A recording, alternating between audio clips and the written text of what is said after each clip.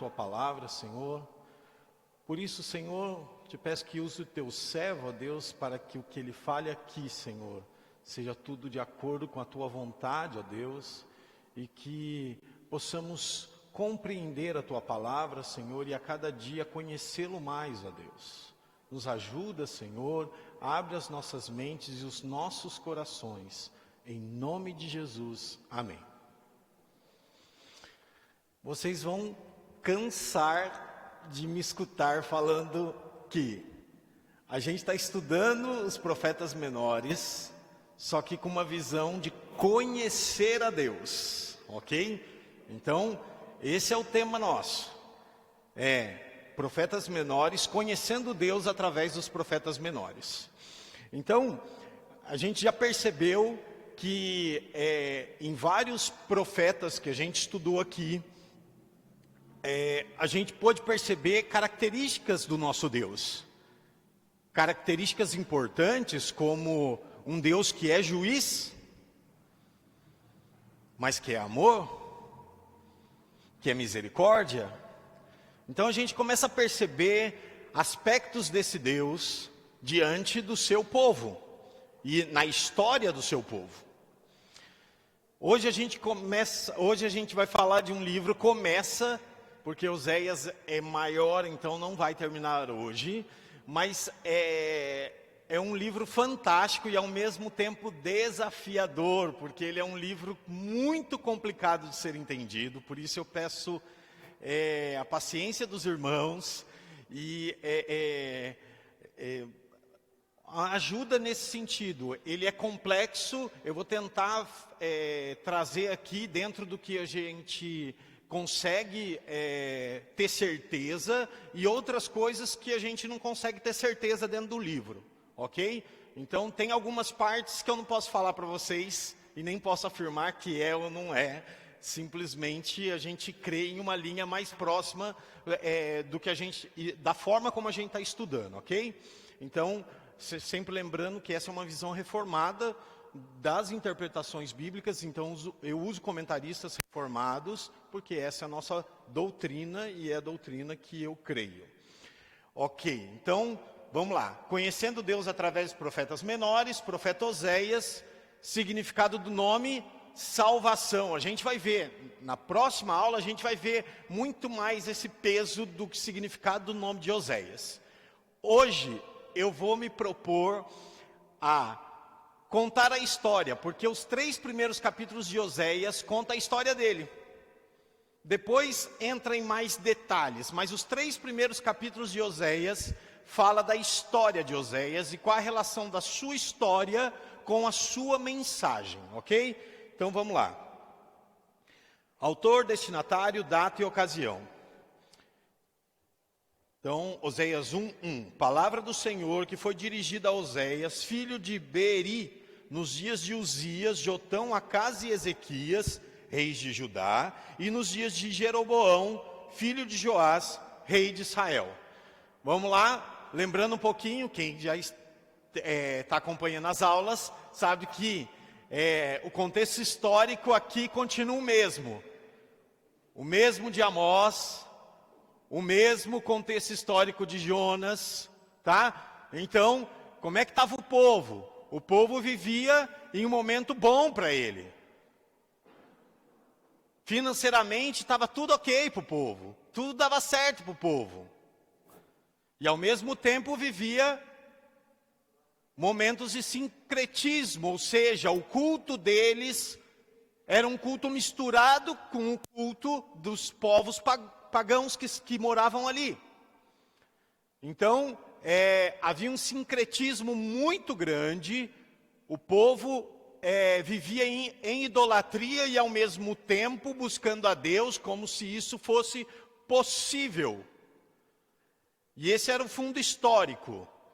Eles tinham Jeroboão Jeroboão II como o grande homem que conseguiu recuperar território e que deu prosperidade. Então eles confiavam em Jeroboão, eles confiavam no rei que foi proposto. Lembrando que ali Jeroboão faz parte do reino do norte, daquele reino dividido, E Oséias também, além de, ele fala dos dois, tanto do sul quanto do norte, algumas coisas do sul, mas a maioria da profecia dele, a gente vai ver, foi para o reino do norte. Então Oséias é do reino do norte e ele fala do reino do norte. No texto não tem muita coisa falando dele. História, como a gente viu Jonas, que a gente foi em Crônicas e percebe que Jonas já existia, e o nome do pai em geral se coloca exatamente para não confundir com outros, e aqui o nome do pai de Oséias está aí para um propósito. Existia o último rei do reino do norte, foi Oséias também, e esse era diferente do Oséias rei, esse era Oséias profeta, tá? Então só para a gente entender. Por isso que ele coloca aqui que ele é filho de Beeri, mas não tem mais nenhum detalhe, mais coisas no texto que falem um pouco mais de Oséias, tá? Então, Oséias é o que a gente está vendo aí.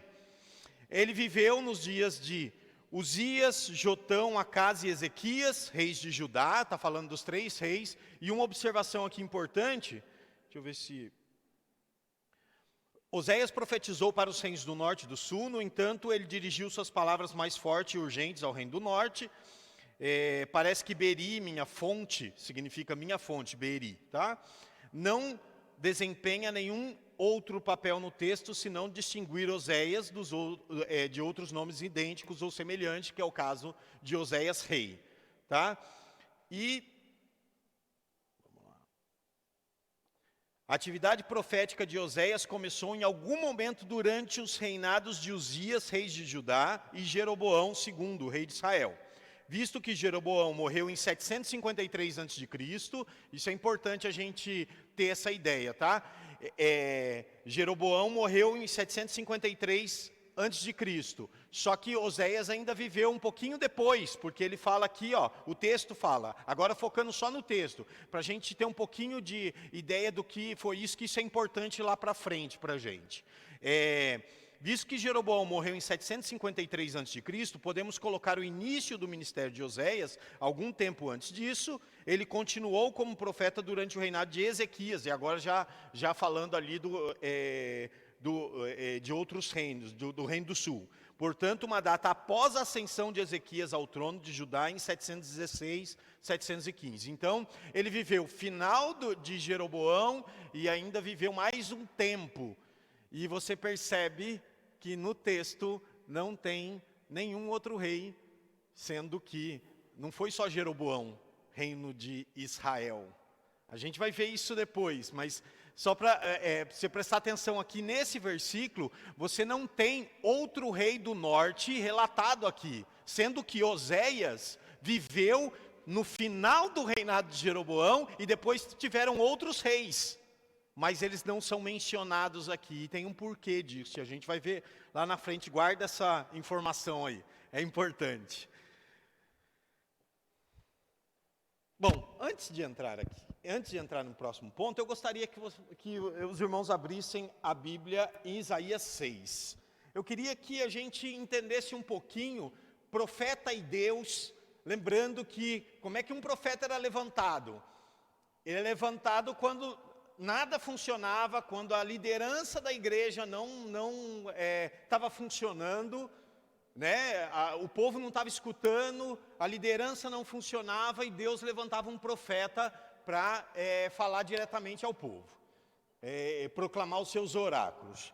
Ok, e eu queria falar um pouquinho desse chamado, porque ele tem uma importância muito grande para a gente entender Oséias. A gente precisa entender alguns detalhes de como Deus chama. É interessante quando você olha Oséias 6, que é um texto surpreendente, quando a gente percebe o que Isaías está falando aqui.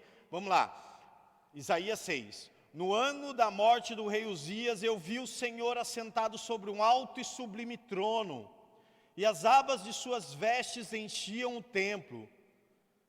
Aqui, Isaías vem detalhando a santidade de Deus, e ele percebe essa santidade de Deus em uma visão, E ao mesmo tempo que ele percebe essa santidade de Deus, ele se enxerga.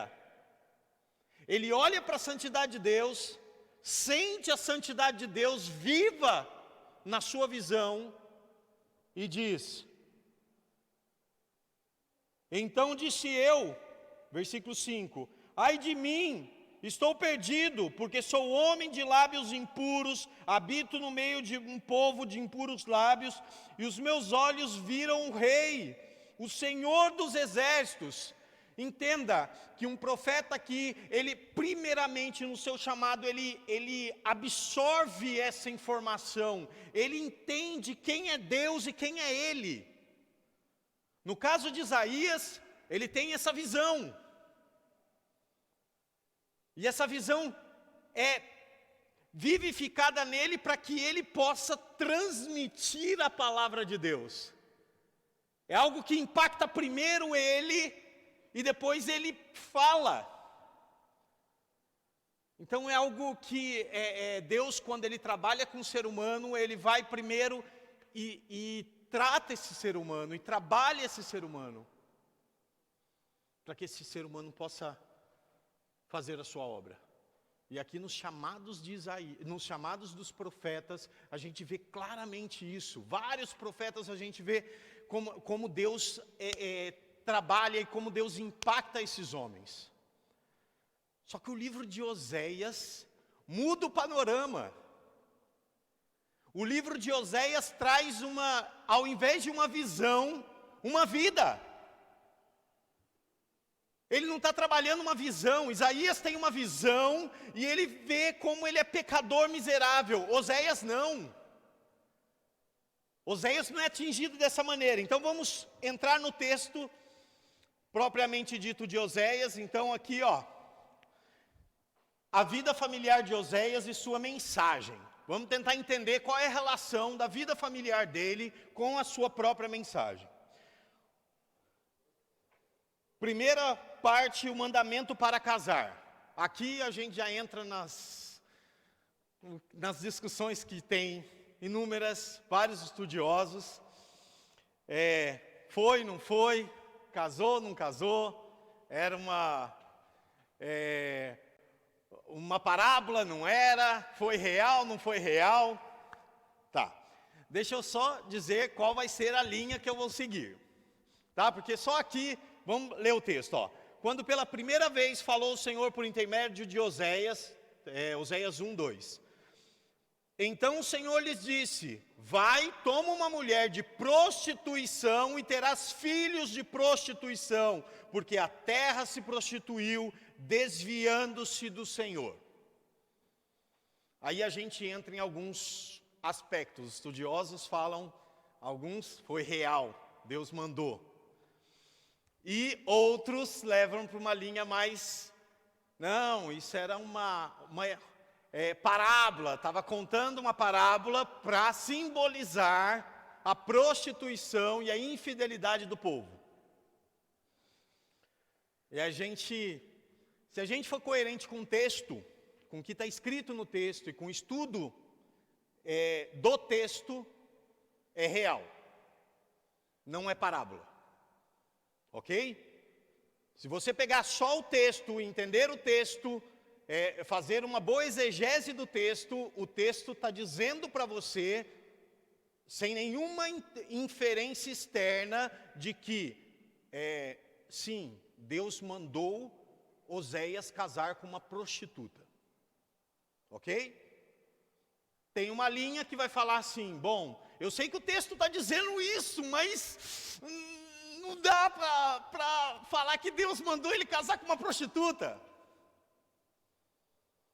Bom, o problema é que, seja uma parábola, ou seja algo real, se você pensar nos aspectos de Deus, Deus falando para Oséias casar com uma prostituta numa parábola ou na vida real, infere no mesmo problema. Então, eu vou seguir a linha do texto, ok?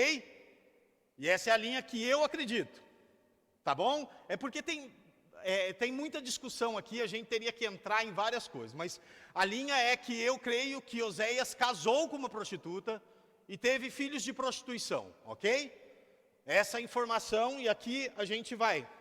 Mediante o seu relacionamento cruelmente profanado com Gomer, Oséias veio a compreender o verdadeiro significado do pecado de Israel, adultério espiritual e até prostituição. O pecado do adultério tem sido definido como busca de satisfação em relações ilícitas. A prostituição é o pecado de prostituir bens superiores por causa do dinheiro e do lucro. Então aqui ele tem prostituição e adultério, e infidelidade. Aí a gente entra num ponto importante aqui. Por quê?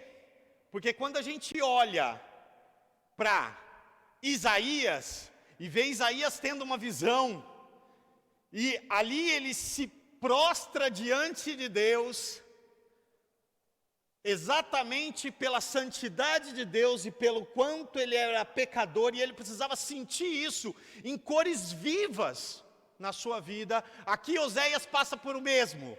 Deus o que quer fazer aqui é fazer com que Oséias sinta o que Deus estava sentindo, algo parecido com o que Deus estava sentindo com o povo. E esse é o ponto. Por isso que eu creio que o texto, e não só com base só no texto em si, mas de que Deus aqui queria dar para Oséias essa experiência do que ele estava sentindo naquele momento. Não na sua totalidade, mas em parte. E aqui a gente vai continuar a história para a gente entender um pouquinho mais disso. Ele pegou a mulher, olha lá o texto. Quando pela primeira vez falou o Senhor por intermédio de Oséias, então o Senhor lhe disse: vai, toma uma mulher de prostituição e terá filhos de prostituição, porque a terra se prostituiu, desviando-se do Senhor. Versículo 3. Foi-se, pois, e tomou Gomer, filha de Diblaim, e ela concebeu e lhe deu um filho.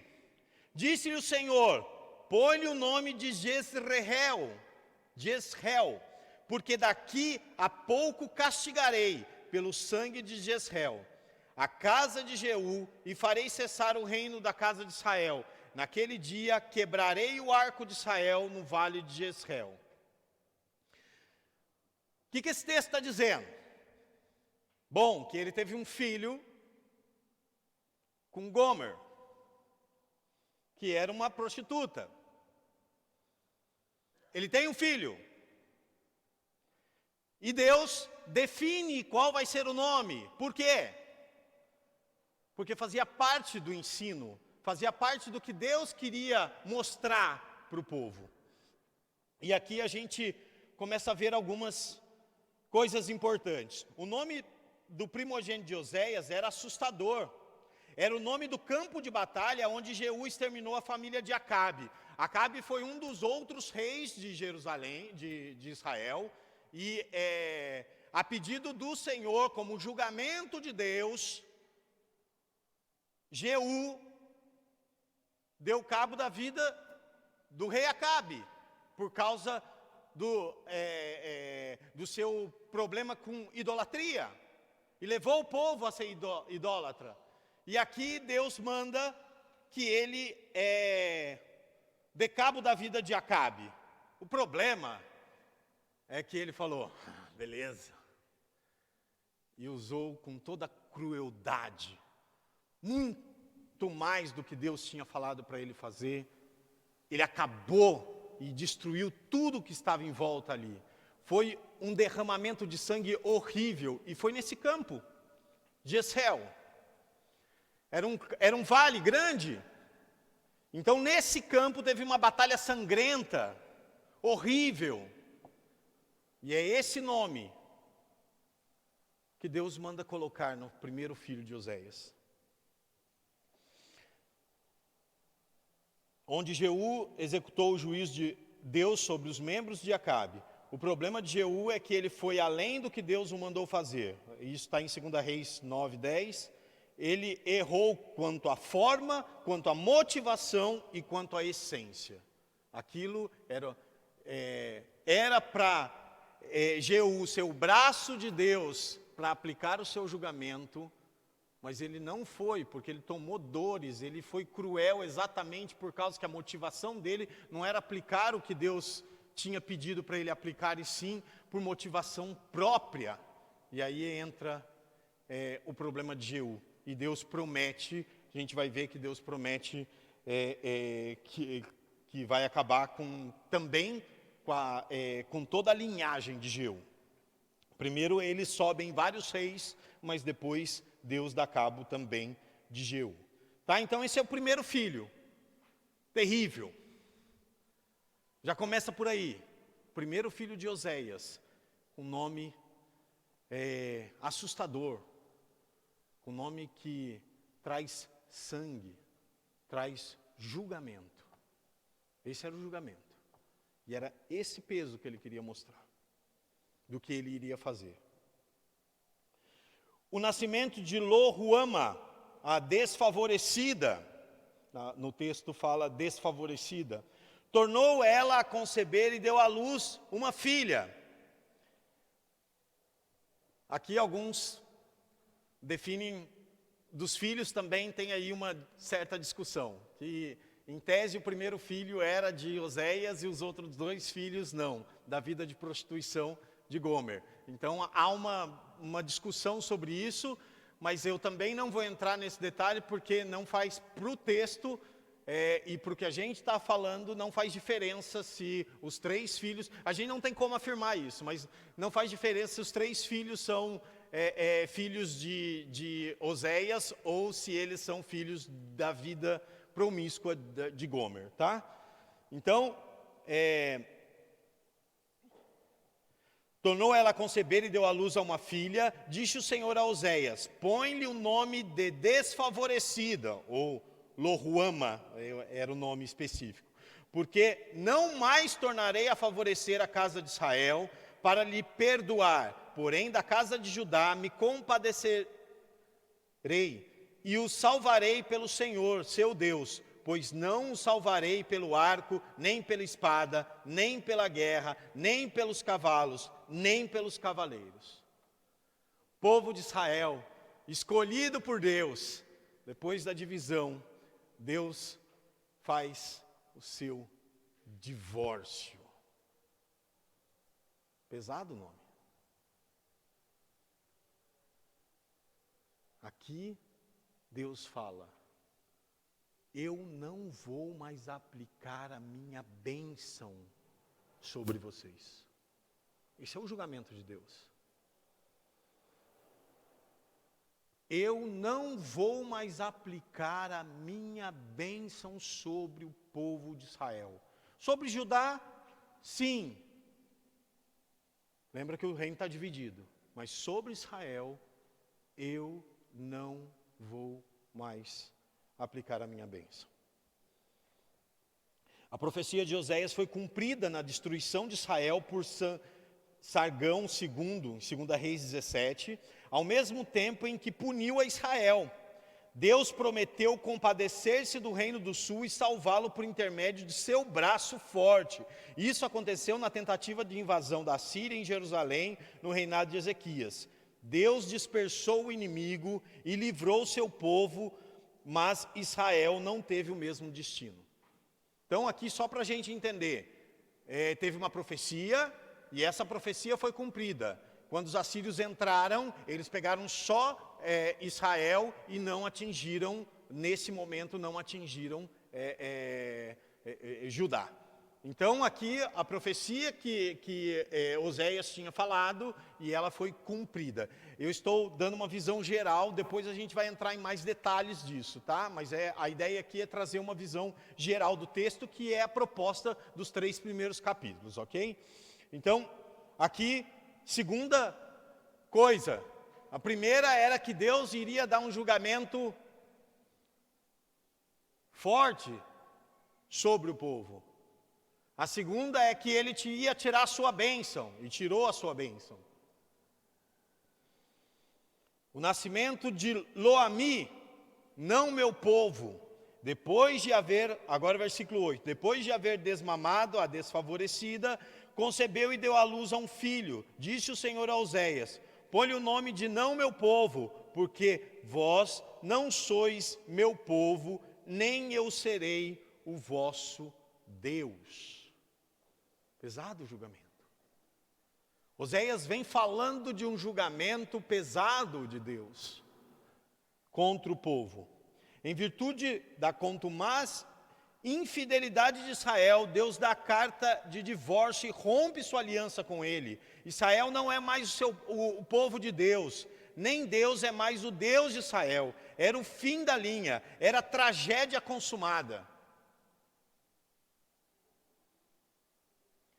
Derek Kidner, um dos estudiosos, fala o seguinte: Israel podia ser nominalmente do Senhor, mas na realidade era filho do seu tempo e do seu mundo pagão. Da mesma forma, Yahvé podia ser nominalmente o seu Deus, mas considerando que ele não aceita ser partilhado, a presença de outros deuses nega categoricamente esse relacionamento. E a gente começa a perceber algumas coisas que a gente não percebe muitas vezes. Deus queria, com a vida de Oséias, trazer uma ideia do que ele sentia, do que ele estava sentindo. Porque parece que o povo estava assim: está tudo bem, a gente faz o nosso sacrifício lá, cumpre o ritual lá, vem na igreja, toma a santa ceia, dá o dízimo, e tantos outros processos que a gente faz aqui, e que está tudo bem. E aqui a gente começa a perceber qual é o peso disso, porque qual é a comparação que Deus está se utilizando para falar desse pecado? Está falando de infidelidade. Já parou para pensar nisso? Já parou para pensar quanto é ruim só de ouvir falar que alguém foi infiel com outra pessoa? Só de ouvir falar. Quantas vezes condenamos as pessoas, falar: mas como ela pôde fazer isso? É assim que a gente trata. E veja por que Deus trouxe isso à tona. Porque Deus era um marido traído. Deus é um marido traído.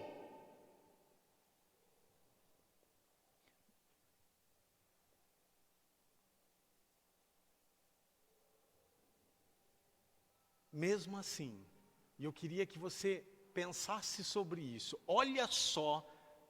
Acabou de falar de julgamento, acabou de falar de tantas outras coisas, e ele fala assim, todavia, o número dos filhos de Israel será como a areia do mar, que não pode medir, nem contar, e acontecerá que no lugar onde lhes dizia: vós não sois meu povo, se lhes dirá: vós sois filhos do Deus vivo. Os filhos de Judá e os filhos de Israel se congregarão e constituirão sobre si uma só cabeça, e subirão da terra, porque grande será o dia de Jezreel. Chamai o vosso irmão, meu povo, e a vossa irmã, favor. Se eu tivesse assistindo a cena que está passando aqui, com certeza teria os indícios de desconfiança. Pensa na cena. Ela o traiu. E continua. E ele olha para ela e fala assim: a gente vai voltar. Já parou para pensar nessa imagem? Porque é essa imagem que o texto está trazendo. Se a gente continuar o texto, e aí eu quero... Oséias passa da tragédia para a promessa. No meio do julgamento, o Senhor se lembrou da misericórdia, da escuridão, do desespero.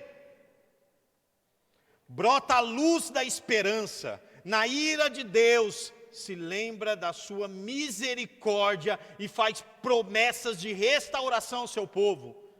Os 3 oráculos desastrosos são totalmente alterados. O nome de cada filho é transformado, passando de sinal de juízo para sinal de graça.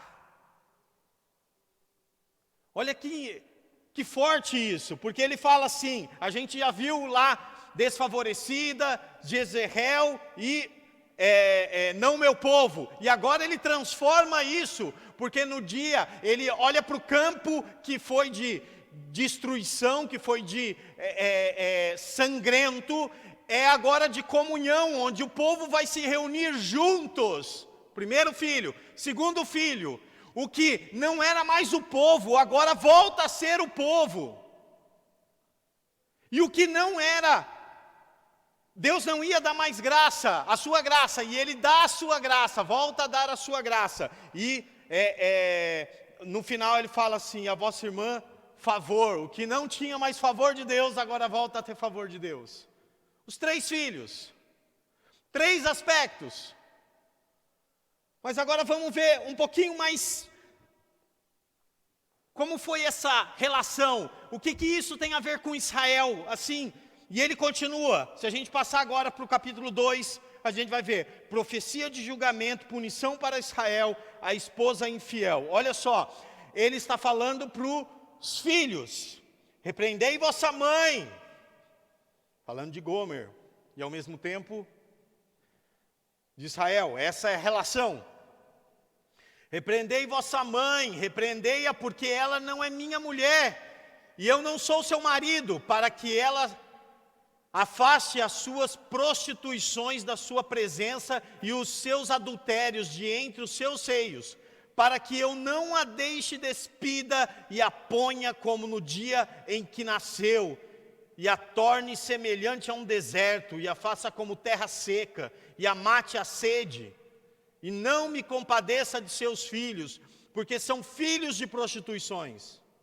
Pois sua mãe se prostituiu, aquela que os concebeu, ouve-se torpemente, porque diz, irei atrás dos meus amantes, que me dão o meu pão e a minha água, e a minha lã, e o meu linho, e o meu óleo, e as minhas bebidas. Portanto, eis que cercarei o seu caminho com espinhos, e levantarei um muro contra ela, para que ela não ache as suas veredas. Ela irá em seguimento de seus amantes, porém não as alcançará. Buscá-lo-á sem contudo os achar. Então dirá, irei e tornarei para o meu primeiro marido, porque melhor me ia então do que agora.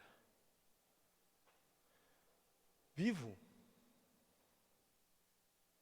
Forte. Você entende o que Oséias está falando aqui? Você entende os oráculos de Oséias aqui? Ele traz uma ideia de que, vai lá e fala para sua mãe. Agora pense a imagem do povo de Israel, do que Amós já tinha falado na história anterior. Lembra? O povo não estava nem aí. O povo passava por cima dos mais pobres. O povo misturava e ficava, levava as suas coisas a Baal, e eles acreditavam naquilo, e fingiam acreditar em Deus, e viviam essa mistura, essa idolatria, esse sincretismo, fingindo ser. E esse era o grande problema aqui. E ele vem e fala sobre o que Deus vai fazer. Porque eles, aquele povo, dava o mérito do momento que eles viviam de tempo bom ao rei que eles tinham.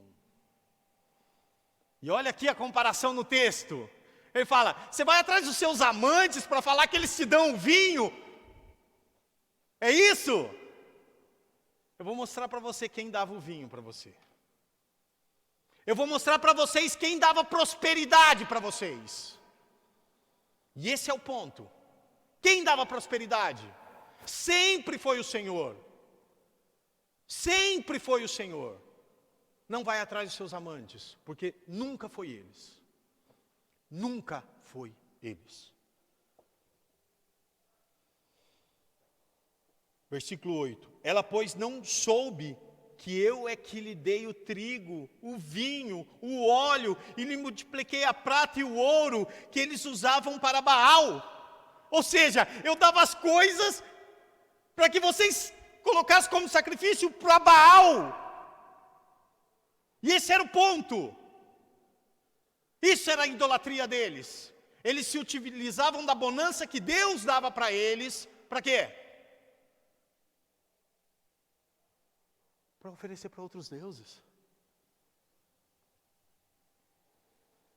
Portanto, tornar-me-ei e reterei a seu tempo o meu trigo, o meu vinho, e arrebatarei a minha lã e o meu linho, que lhe devia cobrir a nudez.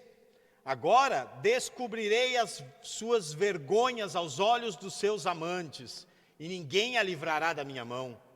Farei cessar todo o seu gozo e as suas festas de lua nova, e os seus sábados e todas as suas solenidades.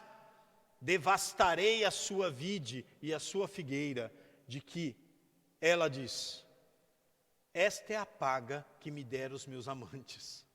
Eu, pois, farei delas um bosque, e as bestas feras do campo as devorarão.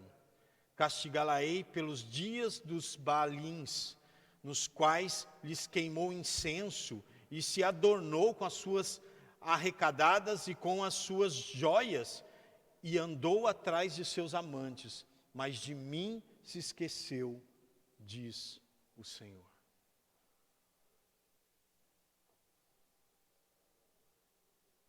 Idolatria, prostituição. Essa era a vida de Gomer, e essa era a vida do povo de Israel. Esta era a vida de Gomer. Por isso que a vida de Oséias tem tudo a ver com a sua mensagem.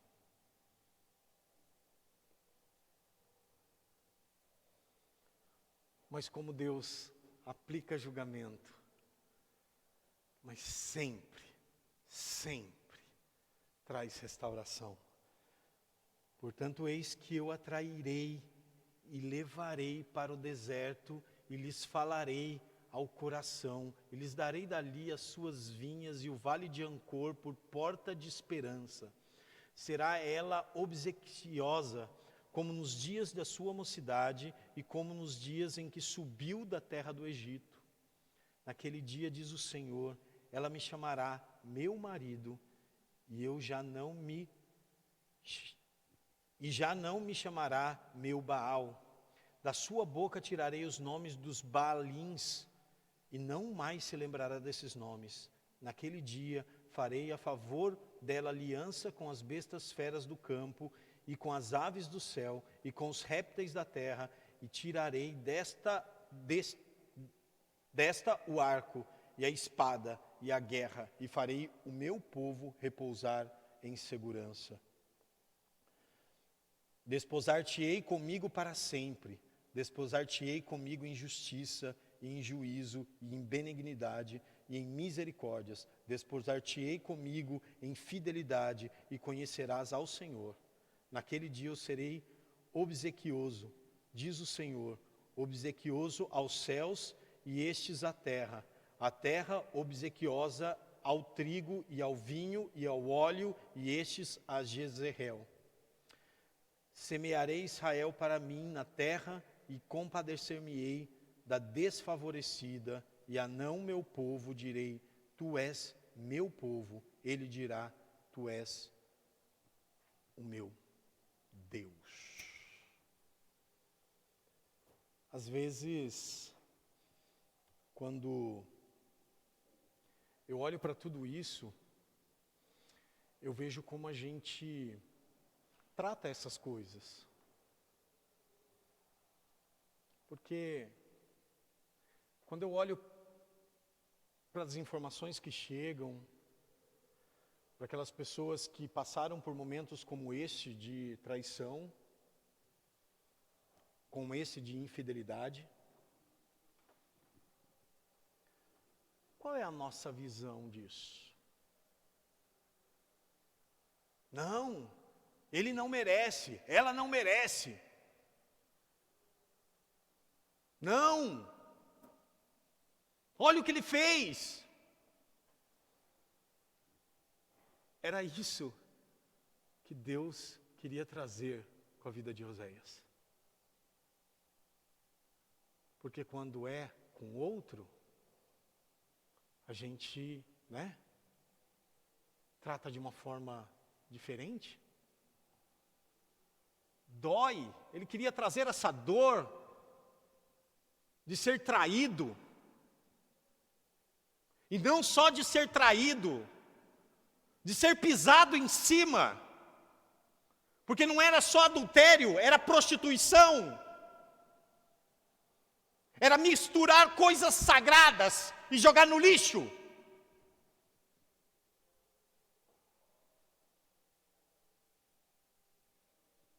Era isso que ele queria trazer para Oséias. Oséias, sinta isso e diga para o povo que é isso que o povo está fazendo comigo. Por que Deus pune? Porque esse povo simplesmente jogou o seu Deus e fingiu ser seu Deus no lixo. No lixo. E a gente continua o texto, e é fantástico quando você começa a olhar para o peso de tudo isso, do que é isso, de tanta dor e sofrimento que isso causa no ofendido. E aí você olha para o capítulo 3 e você fala assim, como pode ser? Porque no final do capítulo 2, você vê um Deus falando o seguinte, eu vou lá e vou trazê-la de volta. Ela me prostituiu, ela adulterou, ela foi para fora, foi ela. Mas ele começa, desposar-te-ei comigo para sempre. Ação de Deus, não tem ação humana aqui. Ele que vai atrás. Apesar da nossa infidelidade, apesar da nossa prostituição, Ele vem. Ele vem.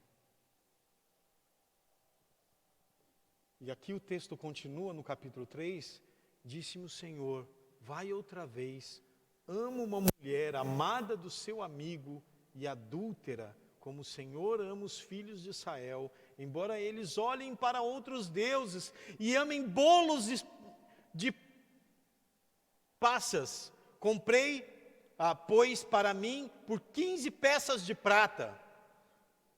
Compre-a para mim por 15 peças de prata e 1 homer e meio de cevada.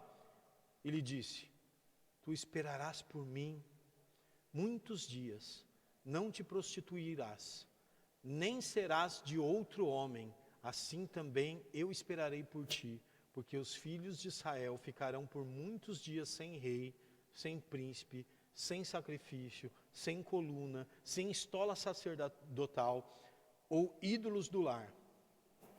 Depois tornarão os filhos de Israel e buscarão ao Senhor, seu Deus, e a Davi, seu rei, e nos últimos dias, tremendo, se aproximarão do Senhor e da sua bondade. Quando eu olho para essa imagem, quando eu vejo um homem que foi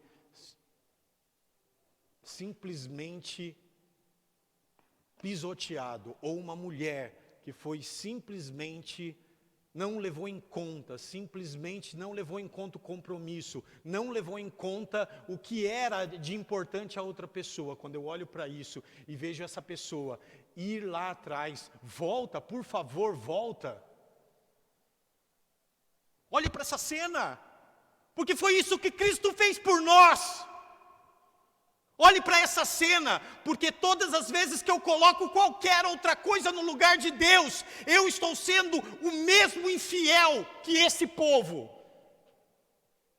Todas as vezes que algo é mais importante, ou que eu brinco com as coisas sagradas de Deus, que eu finjo estar sendo, ou finjo ser um cristão, todas essas vezes eu estou me prostituindo. E o que Oséias está trazendo para a gente hoje Deus sente essa dor. Deus sente essa dor da traição. Então, quando a gente pensar em pecar, a gente precisa olhar e falar assim: eu estou fazendo algo horrível para Deus. Porque quando a gente pensa de outra maneira, a gente olha e fala assim: ah, não, mas é só isso, Parece que o nosso pecado, a gente está tão cauterizado, não sente mais dor pelo pecado, não sente mais dor pela nossa infidelidade, nem a dor pela nossa prostituição, porque é isso que a gente faz, é isso que a gente tem feito com Deus. Todas as vezes que não buscamos com os nossos ídolos das coisas deste mundo, é isso que o povo de Israel fazia lá, e é isso que a gente tem feito hoje, porque a gente confia numa vacina, mas não consegue confiar em Deus. Eu não sou contra a vacina, não. Meu problema está que eu tenho colocado a vacina na frente de Deus. Esse é o problema. O nosso problema é que a nossa satisfação em Deus não tem sido real.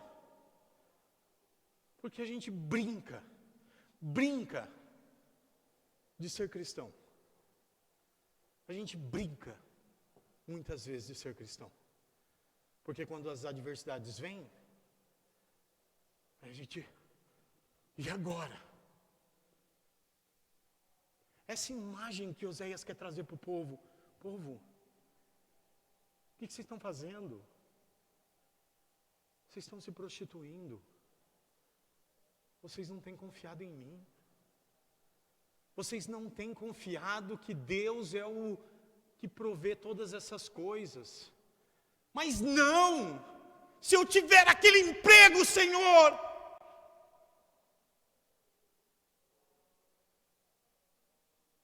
Se eu me formar naquela faculdade, se os meus filhos fizerem isso. Essa tem sido a minha confiança no nosso braço. No que a gente acredita. Na nossa inteligência. Essa tem sido a nossa confiança. E esse tem sido o nosso maior problema. Porque esse é o nosso ídolo. Esse tem sido sempre o nosso ídolo, o nosso egocentrismo, aquela maneira de resolver, deixa aqui que eu resolvo. Aí quando você está no fundo do poço, quando não tem mais força, onde não tem mais para onde ir, aí você, eu tenho um Deus. Sabe, olha para o texto, fala, eu vou fechar tudo.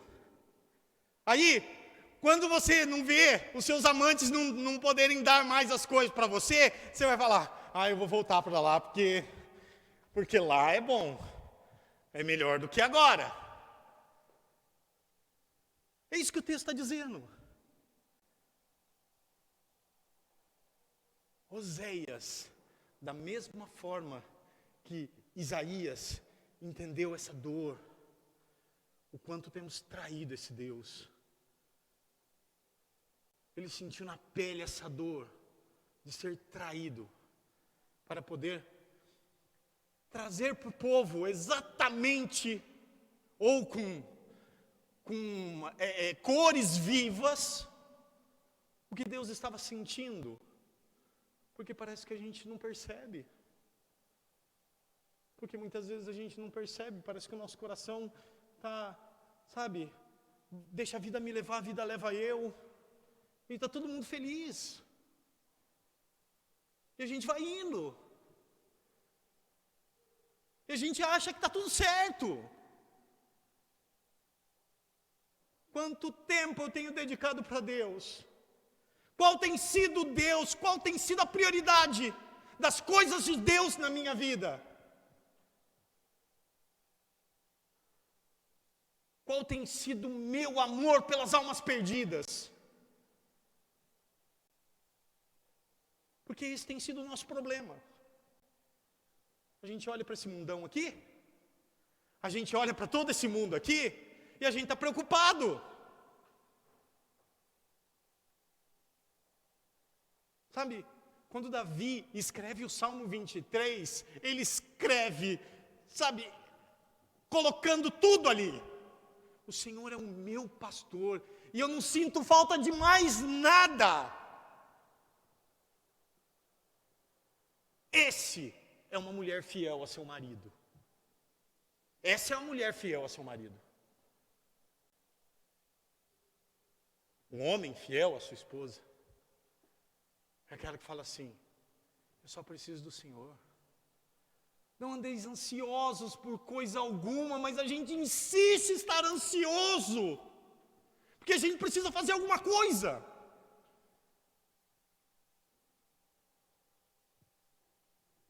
Esse é o nosso adultério.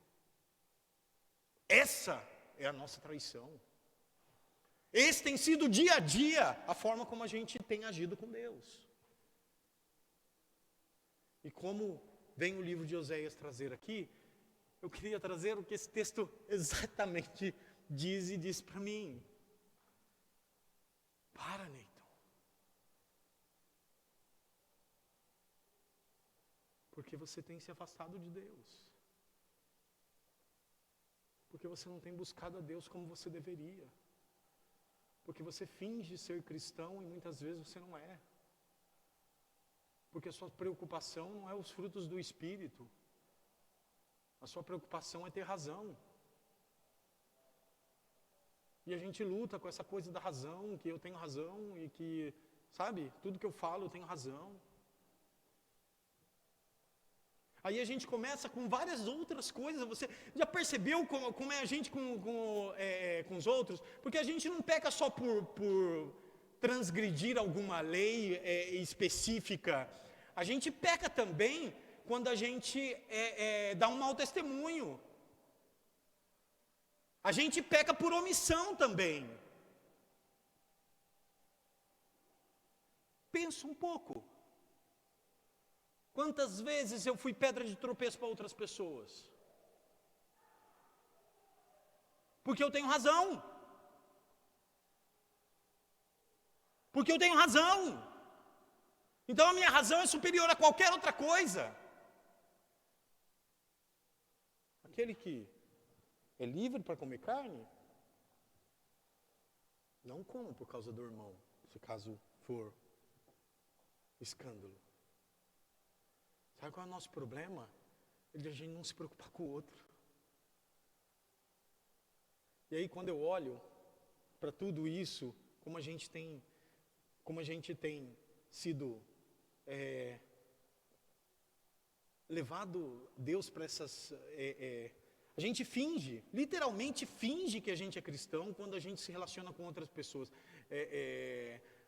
Eu gosto muito da frase de meios de graça, que a Sara falou algumas vezes aqui, e porque Deus coloca na nossa vida meios de graça para que a gente possa tratar de coisas concernente a nós. E Deus está trabalhando isso. Mas isso tem que me chocar, gente. Isso tem que doer em mim. Porque tem doído em Deus.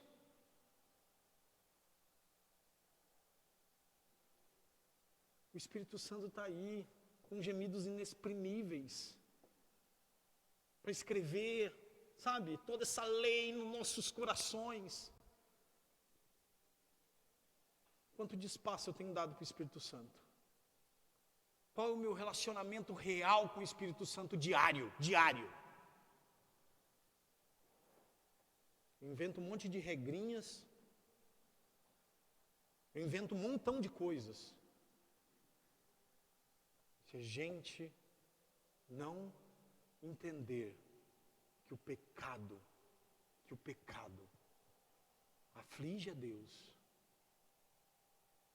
que o pecado incomoda a Deus, a gente não luta contra ele. Se isso não estiver na nossa mente, no nosso coração, a gente vai ficar a vida inteira. Deixa a vida me levar, a vida leva eu. Com esse sincretismo. Porque é um tipo de sincretismo, quando a gente tem outros deuses junto com o que a gente crê. A gente muitas vezes presta um culto sincrético. Porque são as coisas que eu gosto dentro do culto. Porque é a mensagem que o pastor tem que falar e que faça coceirinha no meu ouvido. Senão eu não gosto.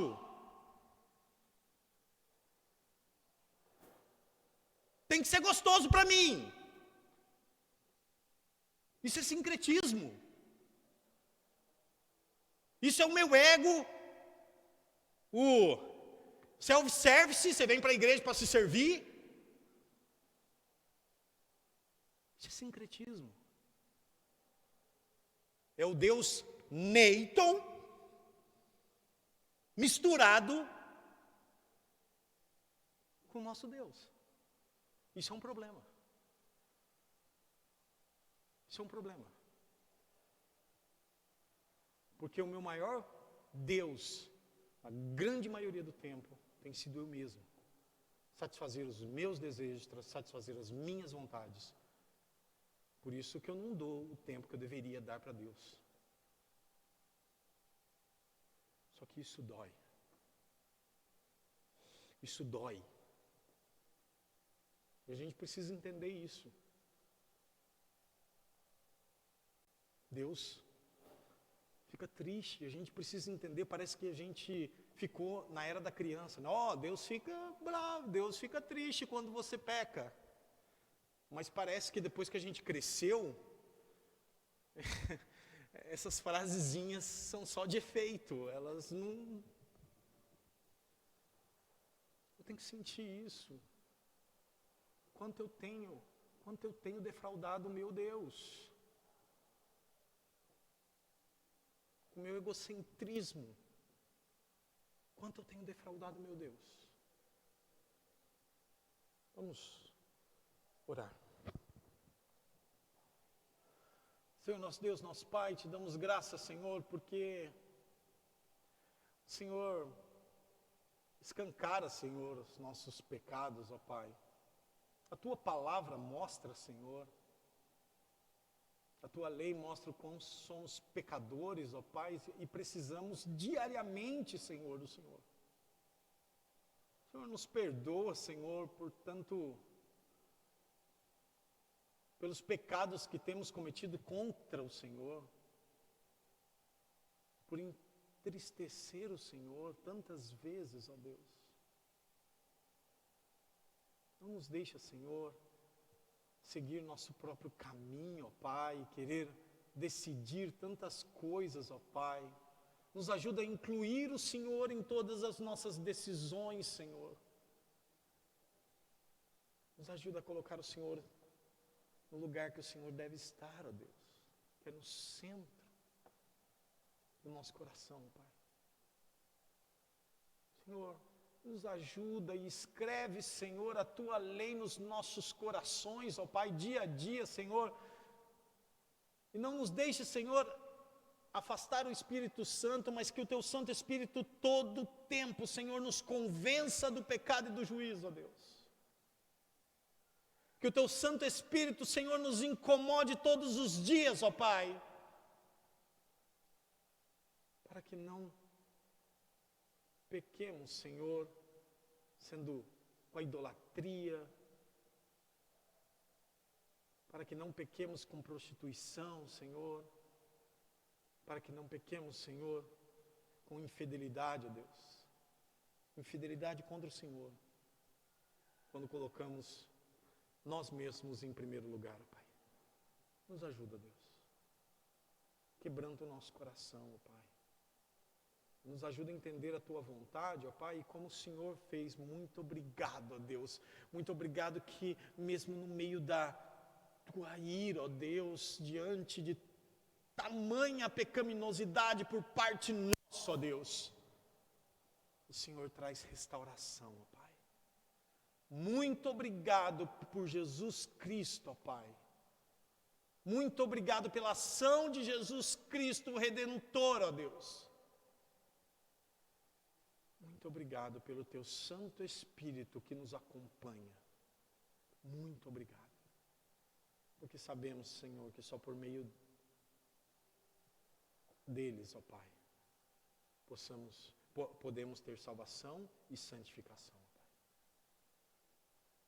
sem a qual ninguém verá Deus. Esteja conosco, ó Pai, nos dê um domingo abençoado por Ti, ó Deus, nos ajuda, Senhor, a viver uma vida mais santa. Em nome de Jesus.